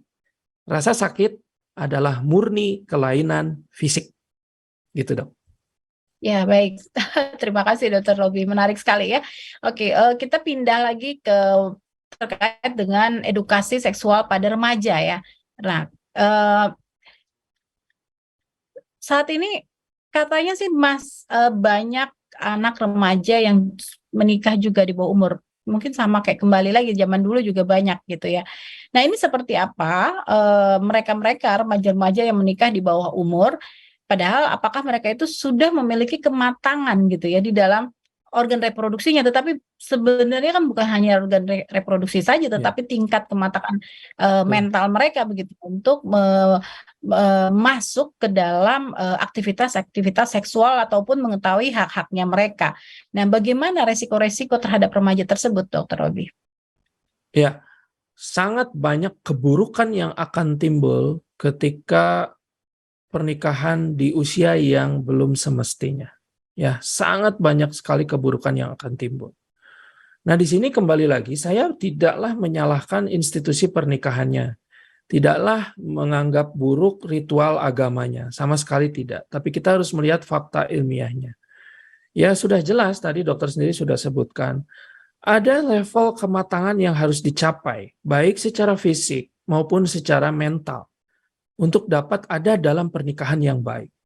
Bahkan yang usianya sudah dewasa menikah pun, tidak selalu kematangannya itu sesuai, tidak selalu konflik dalam rumah tangganya itu bisa selesai dengan baik. Apalagi yang tidak matang usianya. Ya, kalau dari segi kesehatan reproduksi sudah jelas, struktur vagina, struktur rahim belum dipersiapkan, belum siap, belum cukup matang untuk terjadinya aktivitas seks.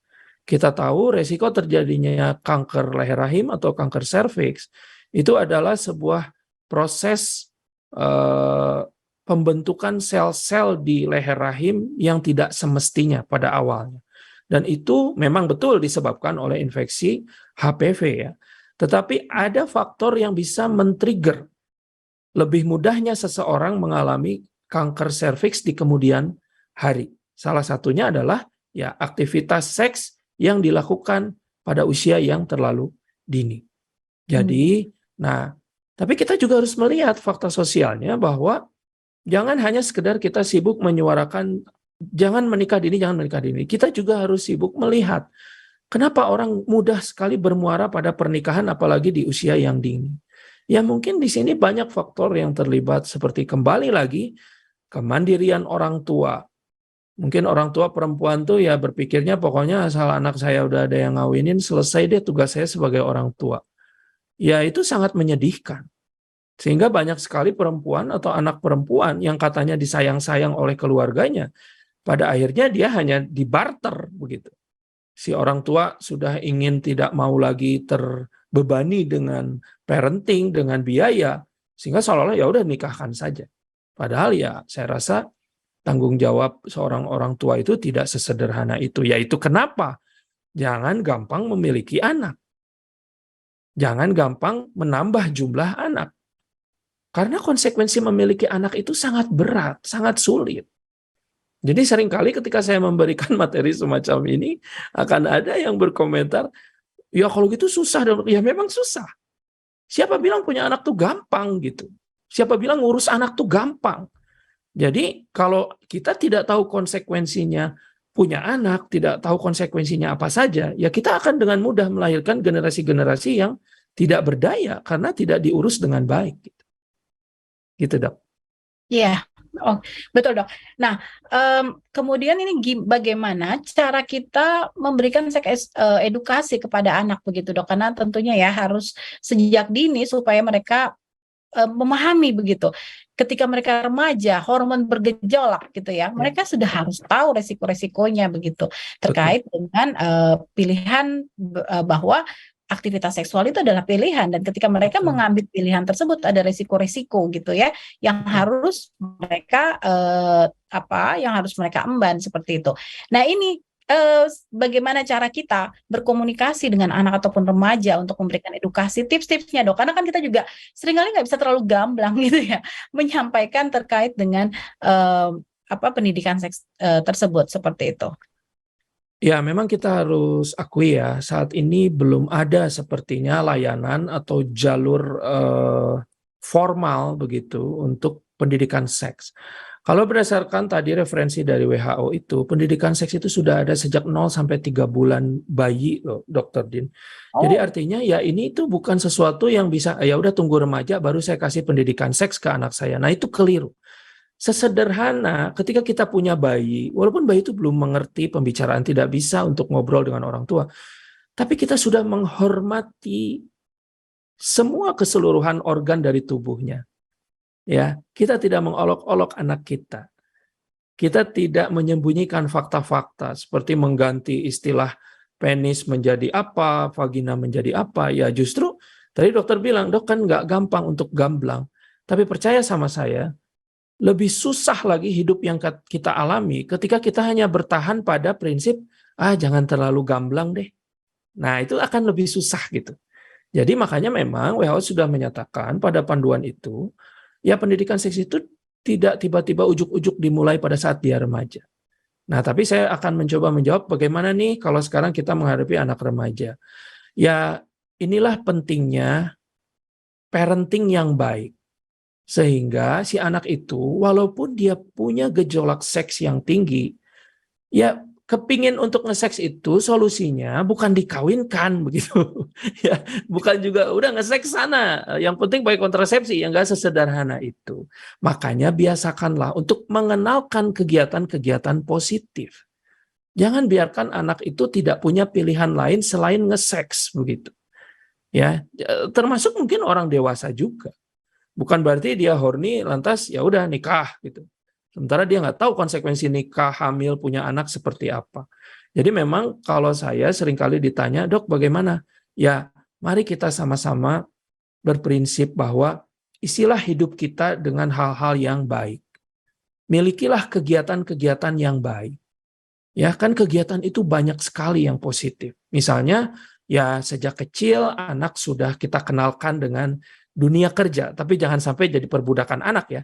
Ya maksudnya isi kegiatan dia dengan berkreasi, entah itu membuat barang, dia berdagang, cari tahu bakatnya, entah dia bakatnya public speaking atau bakatnya dalam seni. Saya rasa itu bisa membantu, itu bisa menolong. Jadi jangan cuma taunya, oh pengen seks, dosa, neraka, nggak boleh masturbasi, nikah belum saatnya, kerja dulu. Ya nggak ada outletnya kalau seperti itu. Jadi kita juga harus, ya itulah kenapa saya selalu bilang ya ngurus anak itu tidak gampang.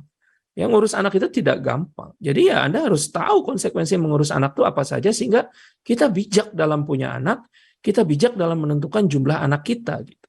Gitu, Dok. Iya, artinya untuk pendidikan seks ini sebenarnya tidak ada batasan ya dok. Untuk Betul. dari sisi rekomendasi WHO sendiri, dari mulai umur 0 Betul. bulan Ada. itu sebaiknya memang sudah diberikan pendidikan-pendidikan terkait dengan seks ini ya.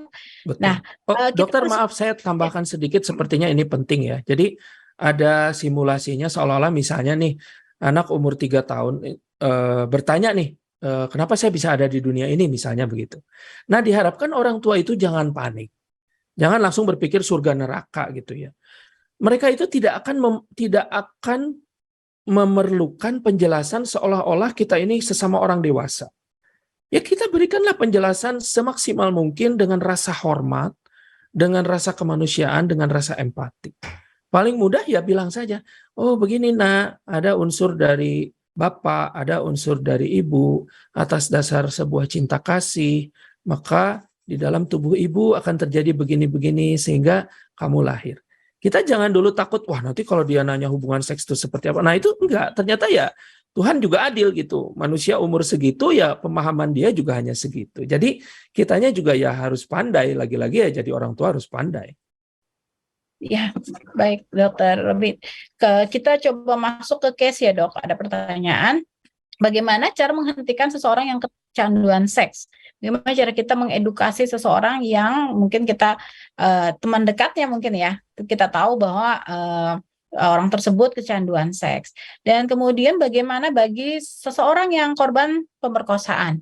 Pasti ada trauma-trauma terkait dengan hal yang pernah dialami. Ini bagaimana cara kita mengedukasi dia supaya mungkin bukan traumanya hilang, tetapi paling tidak dia memahami begitu ya terkait dengan hal-hal yang dia dapatkan. Oke, tentang kecanduan seks. Sebelumnya saya harus kasih sangkalan juga ya. Saya bukanlah praktisi seksolog ya, tapi saya berusaha untuk membantu. Jadi kalau untuk terkait misalnya nih, mungkin ini adalah pasangannya itu sering minta nge-seks kali begitu ya. Nah, harus juga pada suatu saat itu dinilai apakah kesehatan mental keseluruhan orang ini itu dalam keadaan baik atau tidak. Karena ekspresi katakanlah hiperseksualitas begitu ya, itu bisa jadi merupakan salah satu dari gejala adanya gangguan mental emosional yang mungkin cukup berat begitu. Jadi kita pun harus sadar yang namanya kesehatan mental. Jadi jangan pernah mengait-ngaitkan kesehatan mental itu dengan ya ibadah, keyakinan, rasa bersyukur. Aduh, sorry banget deh, ini udah 2023. Nggak ada hubungannya gitu ya. Jadi Anda harus tahu jalur-jalur pelayanan kesehatan mental yang baik. Ya, itu jawaban saya. Kemudian yang berikutnya untuk korban-korban pengalaman yang buruk begitu, pertama-tama saya mau ikut prihatin terlebih dahulu atas apa yang sudah dialami. Kembali lagi, carilah pertolongan profesional. Ya, Anda itu tidak sendiri di dunia ini. Ada orang-orang yang memang khusus hidupnya diabdikan untuk mempelajari hal-hal semacam itu. Ingat, perluaslah wawasan kita bahwa hal-hal semacam itu tuh ada loh yang mempelajari. Ada loh yang bisa membantu Anda. Ada loh yang akan memberikan Anda empati sesuai dengan nilai profesionalismenya. Jadi, rajin-rajinlah mencari informasi. Oh, kalau seorang korban seperti saya misalnya, dia korban sesuatu, sekarang dengan era keterbukaan informasi cukup banyak lembaga-lembaga yang mau menaungi mereka agar membuat hidup mereka bisa lebih baik. Tentu hal itu bukan proses semalam begitu ya, tetapi intinya Anda harus mencari pertolongan. Ya, demikian dok. Iya. Nah, berkaitan aktif seksual dok. apakah masturbasi itu termasuk juga dikategorikan sebagai seksual aktif begitu ya? Ya. Tadi nyambung ya, kalau misalnya orang dibilang hiperseks misalnya seperti itu, artinya dia banyak melakukan atau aktif seksual seperti itu. Nah, apakah masturbasi juga termasuk, Dok?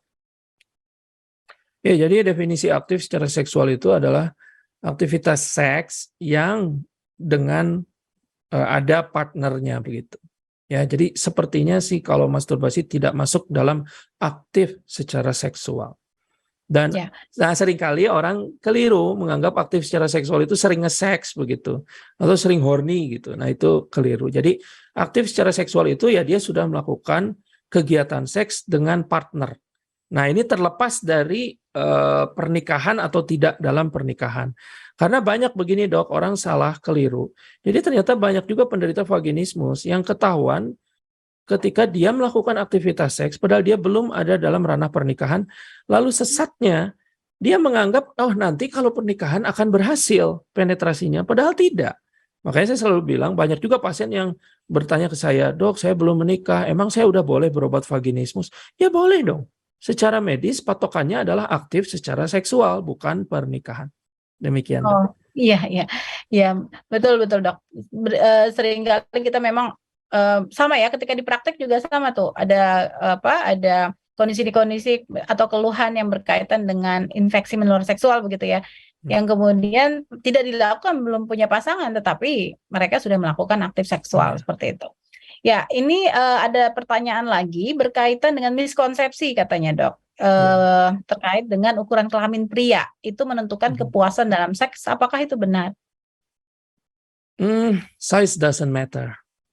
Size doesn't matter. Walaupun mungkin ya ada beberapa persepsi bagi seorang perempuan yang bagi dia size matter begitu ya. Tapi balik lagi kalau kita lihat fakta ilmiah saja, kalau tentang kepuasan seks kita bicara yang objektif apa orgasme begitu ya.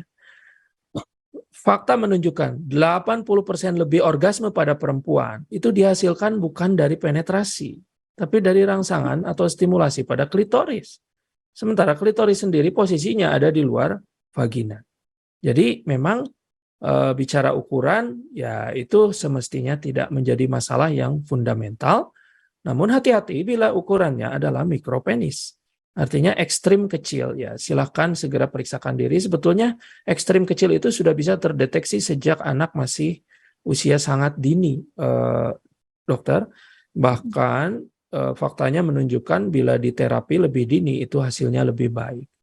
Jadi secara umum ya kembali lagi mungkin ini berakar dari asumsi bahwa seks itu ya cuma urusan horny, ereksi, penetrasi, selesai. Ya, itu yang harus kita sama-sama perluas bahwa seks bukan hanya sekedar horny dan penetrasi. Oke, Dok. Nah, bagi perempuan-perempuan yang dia ketika menikah misalnya dia menyadari bahwa tidak dapat melakukan penetrasi atau penis tidak bisa masuk, ini rekomendasinya seperti apa, Dok? Apakah langsung ada tindakan-tindakan yang harus dilakukan atau sebagaimana? Ya, memang ada beberapa acuan ya yang menganggap masalah penetrasi itu harus berlangsung dulu paling tidak 6 bulan, baru seolah-olah dia itu valid begitu mengalami kesulitan itu. Ya kita hormati bahwa ada panduan semacam itu ya. Tapi saya rasa untuk hal ini silahkan deh dikembalikan ke dirinya sendiri. Kira-kira nih Anda udah nikah, gagal penetrasi. Anda mau nggak sih meneruskan dalam keadaan seperti itu? Mau nggak sih? Ya, makanya Anda mencari pertolongan itu karena Anda tahu ini nggak bener gitu. Ya, jadi ya kalau bagi saya Dok, orang sering bilang nih, Dok, apakah gagal malam pertama itu vaginismus dan harus langsung diterapi? Ya saya ajukan balik aja pertanyaannya. Anda mau nggak hal seperti ini dilanjutkan? Pasti nggak mau. Dan sekedar info ya, bicara angka nih, kami sudah menangani lebih dari 2.000 pasien vaginismus sejak 2017. Dan rata-rata durasi mereka mengalami vaginismus itu sudah 4,5 tahun. Yang tercepat ada yang 3 minggu yang berobat, yang terlama ada yang 28 tahun. Artinya, yang 28 tahun itu berawal dari kegagalan sejak malam pertama gitu.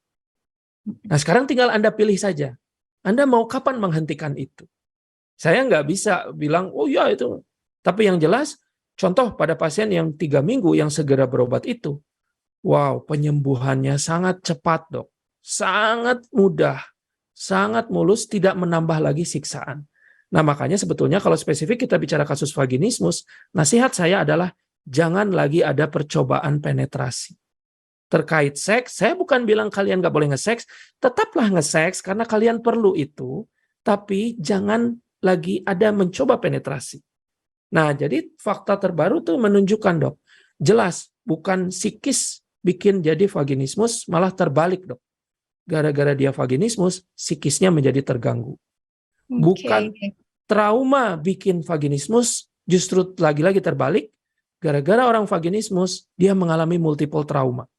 Nah, makin lama dia berada dalam vaginismus, makin banyak keburukan yang dia alami terkait percobaan penetrasi, terkait penghakiman orang sekitar, makin rusak psikisnya, makin kompleks penyembuhannya. Jadi kalau setelah saya paparkan seperti itu, ya prinsipnya lebih cepat lebih baik. Gitu. Karena waktu sangatlah berharga. Memang orang tidak bisa mati karena vaginismus, tidak akan mati. Tapi waktu yang dia habiskan, waktu yang dia buang, selain waktu itu tidak bisa dikembalikan, juga adalah waktu dalam kesengsaraan yang semakin bertambah hebat. Jadi pilihan ada di tangan Anda mau menghentikan atau Anda mau meneruskan, itu aja. Gitu, Dok. Ya, ini penting banget ya Dokter Robi ya, dan ini bukan sebenarnya ini adalah edukasi yang jarang ya kita temukan ya berkaitan dengan kondisi tadi vaginismus ini, karena seringkali kita melihat itu seperti biasa saja begitu bagi perempuan, kemudian dia berusaha padahal itu sudah merupakan sebuah kelainan. Jadi Med Friends, ketika Med Friends mungkin alami atau keluarga atau siapapun ya yang mungkin bercerita ataupun merasakan terjadi kesulitan pada saat penetrasi begitu ya, jadi itu harus sedini mungkin kita identifikasi dan jangan sampai ya terlambat untuk mencari pertolongan kepada ahlinya seperti itu. Ya, oke, ini banyak sekali pertanyaan. Saya tetap akan mencoba untuk membacakan ya pertanyaan lagi yang lainnya. Nah, ini terima kasih dokter atas informasi yang sangat berguna untuk perbaikan pola pikir dari seks edukasi di kalangan masyarakat. Izin bertanya, seperti yang dijelaskan dokter tentang vaginismus adalah sakit secara fisikal, apakah juga hal tersebut mempengaruhi dari tindakan medis seperti mungkin pos atau pemasangan kateter pada perempuan? Nah, jika vaginismus ini tanpa gejala dan ketika sudah menikah mengalami gejala yang dokter sampaikan, apakah kita dapat self-diagnosis dan ada terapi penyembuhan tadi? Dan satu lagi, apakah memang vaginismus ini tidak dipahami oleh banyak spesialis OB/GYN di Indonesia? Karena seringkali dapat informasi adanya dokter kandungan yang menyalahkan ketika ada konsultasi tentang seks yang gagal. Mungkin mohon diberikan pengertian mungkin seperti itu, Dokter Robi. Oke, penyebab vaginismus tetap unknown ya, bukan pemasangan kateter. Lagi pula kateter itu berbeda jalurnya dengan vagina. Jadi penyebab vaginismus adalah unknown. Dan betul, bukan vaginismus itu disebabkan oleh psikis, justru fenomena vaginismus dan keburukan terkait penetrasi dan keburukan lainnya yang akan menimbulkan gangguan psikis. Ya, kemudian yang kedua apa tadi itu? Saya lupa, Dok. Sorry, Dok. Ya, yang kedua, jika vaginismusnya tanpa gejala gitu, Dok. Mungkin ada kondisi penetrasi, tidak terjadi penetrasi, memang terjadi tetapi tidak si pasien atau customer-nya tidak mengalami apa-apa begitu, Dok. Tidak merasa sakit dan lain sebagainya begitu. Nah, apakah itu dia bisa melakukan self diagnosis dan kemudian dia ada nggak terapi untuk penyembuhannya, apa yang harus dia lakukan, mungkin seperti itu, Dok, tanpa mungkin sebelumnya dia harus pergi ke dokter ataupun ahli lainnya. Oke, vaginismus itu memang diketahuinya setelah dia mengalami masalah penetrasi, Dok. Selama dia tidak pernah mengalaminya, maka kita tidak bisa mengetahuinya, dan kita pun tidak bisa memberikan cara pencegahannya. Kita pun tidak bisa memberikan terapi antisipatif. Jadi memang ya yang bersangkutan mengalami, baru dia bisa kita anggap vaginismus. Nah, tetapi memang dia sudah mengalami gagal penetrasi, selalu nyeri penetrasi, memang vaginismus itu kental dengan nuansa self-diagnosed. Jadi memang diketahuinya seseorang vaginismus itu adalah murni dari keterangannya sendiri. Dan mustahil dia memberikan keterangan palsu. Kurang kerjaan banget dia pura-pura penetrasinya bermasalah gitu. Ya. Betul. Namun yang harus diingat, jangan self-therapy. Nah, jadi self-diagnose, it's okay. Tapi jangan self-therapy. Gitu, Dok. Kalau yang ketiga, Dok, sorry ini tulisannya terlalu kecil, saya nggak bisa lihat. Yang ketiga terkait tadi Dok, pemahaman terhadap hal ini, vaginismus ini apakah sudah merata di dokter Objin begitu Dok? Karena mungkin ini per case ya, ini ada case ketika medfriends datang ke dokter spesialis yang lain, mungkin merasa bahwa kok malah disalahkan mungkin seperti itu Dokter. Oke, pertama saya sampaikan data dulu ya Dok. Memang kami punya data bahwa 98,3% penderita vaginismus itu mendapatkan respon yang buruk oleh tenaga medis pada saat dia mencari pertolongan. Saya nggak perlu buka datanya tenaga medis apa begitu ya. Nah, saya sendiri tidak bisa menjawab pertanyaan ini karena bukan tugas seorang dokter mengomentari pekerjaan dokter yang lain. Jadi prinsipnya begini. Kepada orang yang mengalami, mungkin dia merasa dia ada masalah dengan penetrasi, prinsipnya begini, Anda bebas berobat kemanapun yang Anda kehendaki, itu hak Anda. Namun, pastikan terlebih dahulu kompetensinya, rekam jejaknya, pengalamannya, referensi ilmiahnya, dan perlakuannya terhadap pasien. Silahkan Anda pelajari. Saya nggak pernah mau bilang silahkan berobat ke saya, enggak. Silahkan Anda nilai sendiri. Sekarang kan sudah banyak dokter-dokter yang memang dia mau untuk bisa dinilai secara akuntabel oleh masyarakat. Ya di situ Anda bisa nilai sendiri kok. Apakah kalau Anda datang maka Anda akan diperlakukan baik atau tidak. Ya jadi saya bukan orang yang berwenang menjawab itu. Terima kasih. Iya baik Dokter. Nah ini apakah untuk vaginismus ini jika dia misalnya gini Dok, ini ada pertanyaan ya. Dulu misalnya dia terjadi penetrasi, tapi kemudian setelah menikah tidak terjadi penetrasi. Apakah memang bisa seperti itu Dokter? Ya, kemungkinannya ada dua Dok. Kalau dari pengalaman klinis yang saya alami ya, pernah bisa masuk bukan berarti tidak vaginismus tuh pada waktu itu. Ya. Karena ya orang mikirnya bisa masuk, tapi dia lupa. Mungkin dia susah, dia sakit.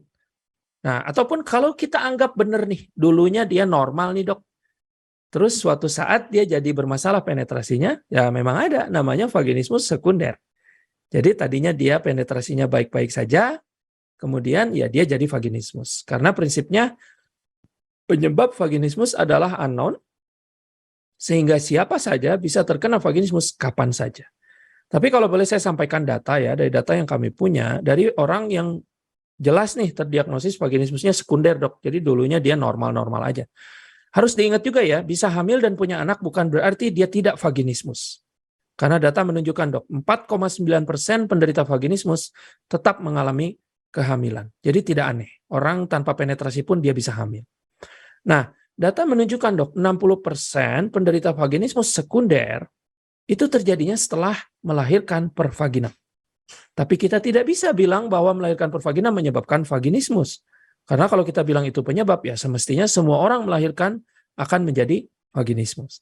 Jadi kita hanya bilang momen terjadinya adalah setelah begitu. Dan ternyata Dok, data juga menunjukkan 20%-nya dari penderita vaginismus sekunder adalah orang pasca melahirkan sesar. Yang bahkan tidak ada intervensi sama sekali di vagina, tapi kalau dia jadi vaginismus, ya vaginismus lah dia. Dan kita pun nggak bisa bilang melahirkan sesar menyebabkan vaginismus. Dan sisanya adalah ya pasca menopause. Kita tahu menopause itu ada perubahan struktur di vagina. Dia menjadi lebih kecil lah bahasa awamnya. Ada perubahan hormonal, ada perubahan kolagen. Tapi yang tidak vaginismus, ya dengan lubrikan tambahan permasalahan itu selesai. Tapi yang vaginismus, ya bahkan saya pun ikut menangani, ya dia tetap tidak bisa masuk. Gitu dok. Ya, jadi cukup kompleks sebenarnya ya, tidak mudah untuk mengetahui apakah kita itu vaginismus atau tidak sepanjang kita sendiri yang tidak menyadari itu. Mungkin begitu ya Dokter Robi ya, karena yang paling Betul. tahu itu adalah diri kita sendiri terkait dengan vaginismus ini. Nah, ini apakah dengan senam Kegel mampu untuk menyembuhkan dok atau mengatasi hal ini? Gini, banyak sekali dok di luar sana itu ya A menyembuhkan vaginismus, B menyembuhkan vaginismus, C menyembuhkan vaginismus. Kalau saya tidak akan mengomentari si ABC itu. Hanya Anda sebagai pasien, Anda sebagai penderita vaginismus, cari tahu dulu fakta ilmiahnya. Benar nggak ada uji klinisnya? Sekian orang vaginismus melakukan Kegel, menghasilkan angka kesembuhan sekian persen dalam sekian minggu. Cari. Tapi kalau ditanya kepada saya, Kegel, yoga segala macam itu, ya saya sih tidak menemukan jurnal medis apalagi uji klinis bahwa hal itu bisa menyembuhkan vaginismus. Tapi balik lagi, dok, boleh nggak saya Kegel? Lah siapa yang bisa larang Anda Kegel? Cuma kalau Anda Kegel mengharapkan penetrasi terjadi, ya coba Anda juga telaah sendiri, ada nggak bukti ilmiahnya, gitu dok. Iya. Nah, vaginismus ini dirasakan tentunya oleh perempuan ya dokter ya. Dan ini kan sebenarnya berkaitan juga dengan laki-laki. Sementara yang dok sampaikan tadi, banyak laki-laki yang tidak peduli sebenarnya begitu ya. Betul. Mungkin tidak tahu atau tidak peduli salah. Nah, ini gimana ya dokter caranya? Karena mungkin beberapa dari MedFriends di sini yang sudah mencoba untuk mengajak pasangannya gitu ya untuk diedukasi, tapi masih juga kesulitan. Nah, seperti apa dok tips-tipsnya nih supaya Pak MedFriends ladies gitu ya bisa mengedukasi para prianya gitu suaminya untuk kemudian memahami ini dan juga mau mencari solusinya. Lihat ya dok, terjadi lagi ya. Sudah dia yang menderita, dia juga yang harus berusaha meyakinkan pasangannya. Sedih sekali. Saya nggak bisa apa-apa untuk ini. Saya cuma bilang sama perempuan, hargai diri Anda sendiri. Tubuh Anda adalah tanggung jawab Anda. Dan kalau saya harus bicara sebagai laki-laki, wahai laki-laki, laki-laki sejati adalah manusia yang menjadi bagian dari solusi. Bukan malah yang menambah masalah. Jadi coba perhatikan lagi, kalau sikap Anda menyalahkan, sikap Anda menyepelekan, sikap Anda tidak mau menjadi bagian dari solusi, kira-kira itu laki-laki sejati atau bukan? Ya, saya tidak mau mengadu domba antara suami dan istri, tapi saya selalu berbilang pada akhirnya kepada pasien adalah tubuh Anda adalah tanggung jawab Anda sendiri. Apapun status Anda, ada atau tidak ada keberadaan pasangan Anda, punya atau tidak punya Anda anak, kalau Anda vaginismus, sembuhkan. Ya. Nah, ini juga jadi contoh buruk bahwa penderita vaginismus itu ya itu tadi, dok. Udah dia yang kesusahan, seharusnya dia itu malah dibantu atau paling tidak dia berkonsentrasi untuk penyembuhan. Beban terbesar dia itu konyol sekali gitu. Gimana caranya bikin suami ngerti? Ya, no comment kalau saya tentang hal itu. Yang jelas, laki-laki sejati itu adalah bagian dari solusi. Lihat lagi deh, perilaku Anda sehari-hari itu bagian dari solusi atau bukan. Memang kebanyakan dok, udah setiap hari nyalah-nyalahin istrinya, mulutnya kasar, nyalah-nyalahin istri, kemudian dikasih data nggak mau baca, udah baca nggak mau percaya, tetap aja dengan keyakinannya, saya nggak pernah tahu ada vaginismus. Loh kan memang nggak semua itu kita langsung tahu. Akan ada kok beberapa hal yang memang kita nggak tahu lalu jadi tahu. Cuman saya berpikir ini awalnya masalah pengetahuan ya dok ya. Tapi ternyata pengetahuan aja nggak cukup loh dok. Nah inilah yang tadi saya bilang ternyata ini adalah sebuah fenomena yang bersarang pada otak primitif manusia bahwa ya perempuan itu hanya dianggap sebagai barang untuk dimasuki penis. Jadi ketika hal itu bermasalah ya paling gampang kan menyalahkan ya. Berpikir itu memang susah gitu. Menyalahkan itu gampang. Jadi ya jadilah orang yang berpikir lah. Oke, ya cukup lama sekali diskusi kita pada malam hari ini, tapi kita dibatasi oleh waktu ya dokter ya. Sangat menarik sekali. Sebelum kita tutup, ini ada closing statement dok terkait dengan bagaimana kita bisa melakukan edukasi yang tepat untuk baik untuk pasangan dan juga untuk anak kita sendiri. Baik, ya teruslah belajar. Banyak hal baru yang memang kita tidak tahu. Tidak apa-apa kita belum tahu. Tidak apa-apa kita baru tahu. Yang penting kan kita diberikan Tuhan kemampuan untuk berpikir, menganalisis. Jadi ketika ada sebuah masalah, carilah datanya, nilai datanya, kerjakan datanya. Gitu aja dok. Oke, baik. Terima kasih banyak Dokter Robi atas Sama-sama. edukasi ya yang sudah diberikan kepada kita semua dan MedFriends semua di hari ini untuk topik yang tentunya tidak mudah untuk kita dapatkan. Oke, thank you dokter. Sampai ketemu Terima lagi. kasih. Lancar dan sukses untuk edukasi yang sudah dokter sampaikan juga ya melalui vaginismus.id. Ya mungkin ya. Terus kemudian sukses juga untuk karirnya. Bye. Amin, Assalamualaikum. sama-sama. Makasih dokter, makasih semuanya.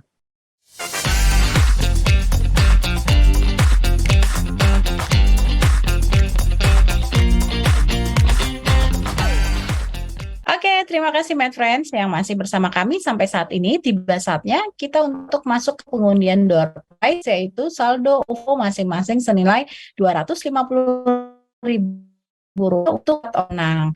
Langsung saja kita undi ya. Siap-siap MedFriends, kita masuk ke pengundian pertama. Kita hitung mundur. 3, 2, 1.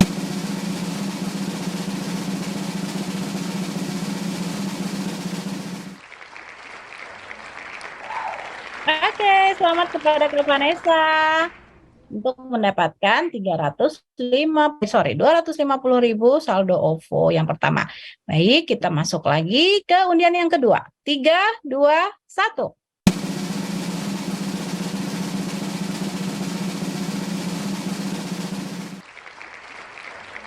Oke, selamat kepada Kak Yonatan yang mendapatkan 200 saldo OVO Rp250.000. Kita masuk ke pengundian yang ketiga. 3, 2, 1.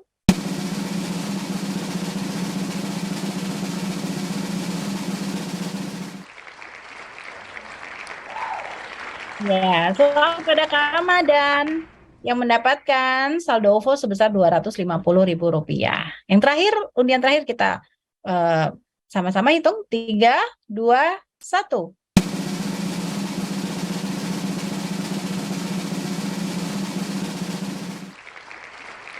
Oke, selamat kepada Kak Ana. Langsung saja nanti ya mendapatkan saldo OVO Rp250.000. Baik, selamat kepada para pemenang undian dan 3 penanya terpilih yang nanti tim Medevo tentunya akan menghubungi Anda. Saya juga ingin mengingatkan kepada MedFriends semua, jangan lupa untuk follow sosial media kami di Instagram, yaitu medevo.id dan hi.dhc, karena banyak informasi menarik dan bermanfaat terkait kesehatan dan banyak hadiah menarik juga tentunya. Jadi langsung follow Instagram sekarang juga ya. Untuk konsultasi kesehatan, MedFriends dapat langsung download Medevo Apps di iOS ataupun Android. Jadi MedFriends bisa langsung download aja di App Store ataupun Play Store agar dapat berkonsultasi langsung bersama dokter-dokter Medevo. Iya, terima kasih karena telah mengikuti acara ini dari awal sampai akhir, tepat 1 jam sebelum siaran Final Piala Dunia dimulai. Semoga webinar ini bisa memberikan kebermanfaatan bagi kita semua. Saya Dian Purtanti dan tim Medevo pamit undur diri. Sampai bertemu kembali di Medtalks, Medevo, Idea, dan Talks selanjutnya. Sampai jumpa.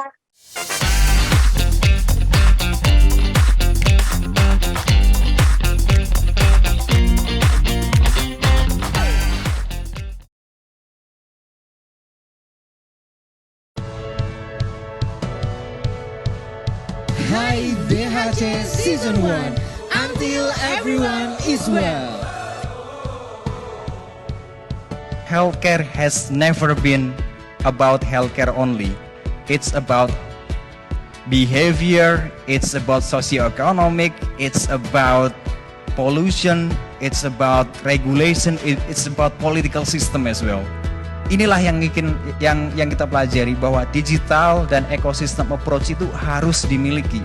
So we have been doing it, we did it, and we will do it more. Like when I close my eyes and don't even care if anyone sees me dancing. Like I can fly and I don't even think of touching the ground.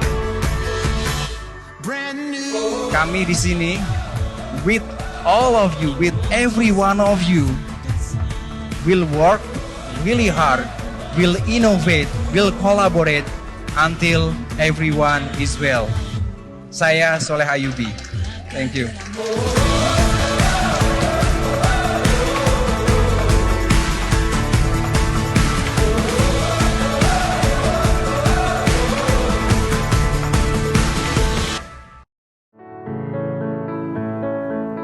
Indonesia merupakan negara kepulauan dengan lebih dari 16.000 pulau.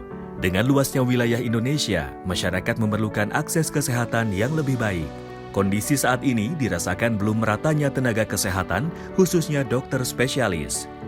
Sementara angka biaya pelayanan kesehatan terus meningkat setiap tahunnya. Diperlukan sebuah inovasi dengan pemanfaatan teknologi di bidang kesehatan guna menjawab permasalahan tersebut. Kini, dokter spesialis dapat menjangkau puskesmas, merupakan jawaban dari Kementerian Kesehatan bersama holding BUMN Farmasi dalam menghadapi permasalahan dan tantangan tersebut. Diharapkan program ini dapat membantu masyarakat Indonesia mendapatkan akses layanan kesehatan yang lebih baik.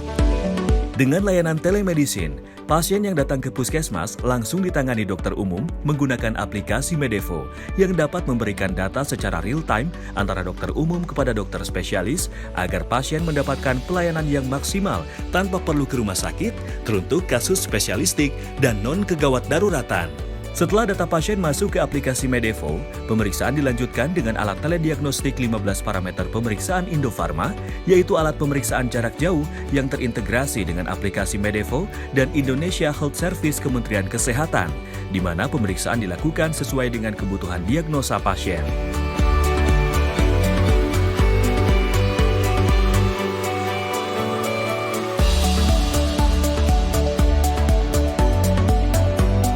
Berikut pemeriksaan yang dapat dilakukan dengan menggunakan alat telediagnostik Indofarma.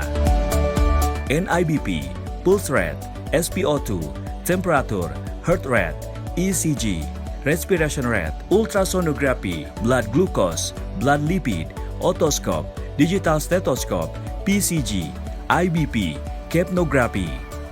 Dokter umum akan melanjutkan pemeriksaan serta mengisi hasil pemeriksaan tersebut di aplikasi Medevo. Data-data pasien diterima oleh dokter spesialis sehingga dapat melakukan pemeriksaan lanjutan terhadap pasien. Dokter spesialis akan mengisi diagnosa akhir untuk pasien dan memberikan resep obat melalui aplikasi Medevo yang dapat ditebus di puskesmas atau apotek terdekat. Hasil diagnosis akhir, peresepan obat, dan penunjang medis dapat dilihat oleh dokter umum yang ada di puskesmas. Saya senang sekali sudah bisa mendapatkan layanan kesehatan di puskesmas dengan adanya telemedicine. Dengan adanya telemedicine di puskesmas, beta pul ongkos berobat jadi hemat. Terbanyak makan waktu dan tercapai di jalan.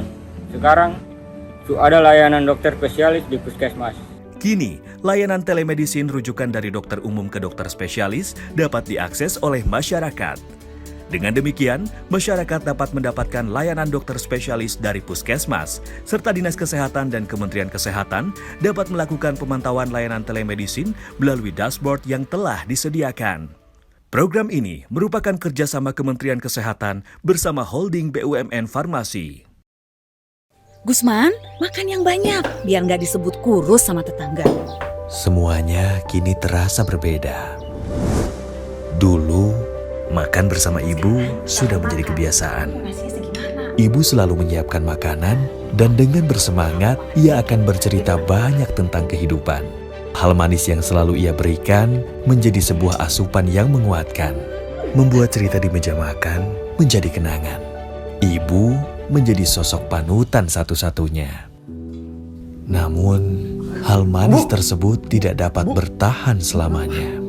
Kebiasaan yang telah tercipta dapat hilang bila kita tak turut menjaganya. Terkadang, kita dipaksa untuk siap menerima keadaan. Mengganti kebiasaan lama menjadi kebiasaan yang baru. Sini, sama ayah aja. Beruntung, kami masih diberi kesempatan. Ini kebiasaan baru kami. Tidak ada kata terlambat untuk tetap sehat demi diri sendiri dan juga orang yang kita sayangi. Nenek, konsultasi dulu ya. Ibu, untuk obat diabetesnya masih dikonsumsi secara teratur kan ya? Telemedicine for everyone.